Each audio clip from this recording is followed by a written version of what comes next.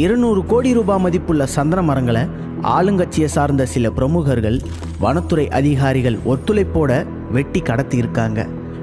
மீதி இருக்கிற எல்லா மரங்களையும் சீக்கிரம் வெட்டி விற்கணும்னு முடிவு பண்ணுறாங்க. அதுக்கு இடையூறாக இருந்தது வாச்சாத்தி கிராம மக்கள். வனத்துறை, வருவாய்த்துறை, காவல்துறைன்னு எல்லாரும் சேர்ந்து ரைடுன்னு சொல்லி திட்டமிட்டு ஒரு கிராமத்தையே சூறையாடி இருக்காங்க.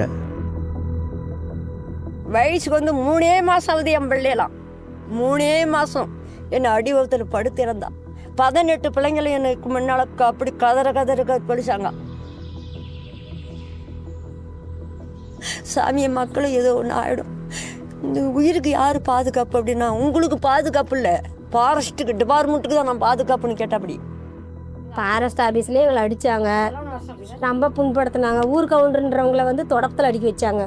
அடிக்க மாட்டோன்னா இப்படி தான் அடிக்கணும்னு எங்களை அடிக்க வச்சாங்க. நாங்கள் நிறைய கொடுமைங்கள்லாம் அனுபவிச்சிட்டோம். சனிக்கிழமை ஆரம்பித்த இந்த கொடுமை ஞாயிற்றுக்கிழமையும் தொடர்ந்து நடந்துகிட்டே தான் இருந்திருக்கு.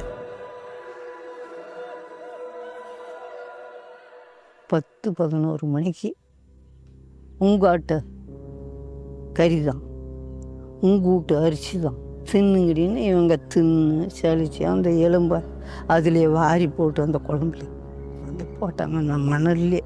அந்த மணலில் போடும்போது அந்த மணல்லேருந்து தரலாமா அந்த சாப்பிட முடியுமா?